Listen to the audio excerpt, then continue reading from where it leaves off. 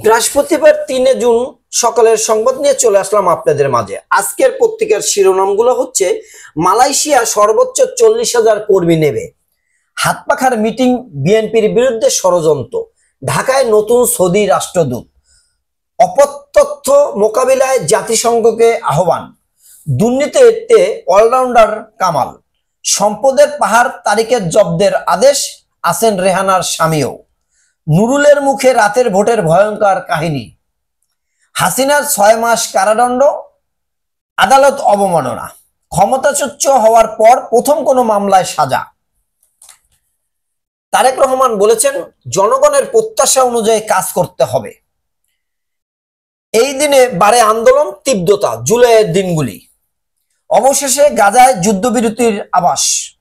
ছাত্র পুলিশ সংঘর্ষ, উত্তপ্ত চট্টগ্রাম, 4 পুলিশ সহ আহত 20, পটিয়া থানা ব্লকেট, কর্মসূচি ওসি প্রত্যাহার। গুমের অন্ধকার অধ্যায়। ছাত্রলীগের তালিকায় দেওয়া হয়েছিল বিসিএস এর নিয়োগ। তত্ত্বাবধায়ক সরকার ব্যবস্থায় নির্বাচন, সব দল একমত। নাহিদ ইসলাম বলেছেন, আমাদের লড়াই এখনো শেষ হয়নি। ফুটবলের ইতিহাস গড়ল দেশের মেয়েরা, মিয়ানমারকে হারিয়ে এশিয়ার কাপে। শিক্ষকদের দুর্ভোগ দেখার কেউ নাই। বাংলাদেশ সফরে আসছে না ভারতীয় ক্রিকেট দল। দেশের রিজার্ভ বেড়ে 31.68 বিলিয়ন ডলার। জাতিসংঘ শান্তি মিশনে সেনায় 3য় অবস্থান বাংলাদেশ। শিক্ষা ভবনের ফুটপাতে নারীর লাশ। শাপলা প্রতীকের দাবিতে সিইসির কাছে নাগরিক ঐক্য। 5 আগস্ট জুলাই গণ অভ্যুত্থান দিবস, 16 জুলাই শহীদ দিবস। 94 বিলিয়ন ডলার পোশাক রপ্তানির সম্ভাবনা। প্রস্তুতি পিছিয়ে বাংলাদেশ, অগ্রগতি প্রতিবেদন চেয়েছে প্রধান উপদেষ্টা। রপ্তানির বাজার সম্প্রসারণে নেই কার্যকর উদ্যোগ, আলোচনাতেও নেই সন্তুষ্টজনক অগ্রগতি। সাবেক এমপি দুর্জয় গ্রেপ্তার, ব্যালট প্রকল্পের সহায়তা দেবে জাপান।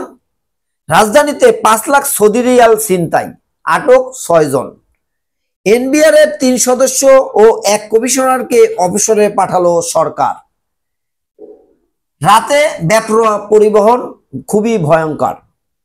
শিশুরিয়া গোপের মৃত্যু 11 মাস পর মামলা। জুনে সড়কে ঝরল 696 প্রাণ। দোহারে বিএনপির নেতাকে গুলিয়ে করে হত্যা। এই ছিল আজকের শিরোনাম। বিস্তারিত। রাত যখন গভীর হয়, সড়ক তত ফাঁকা হয়।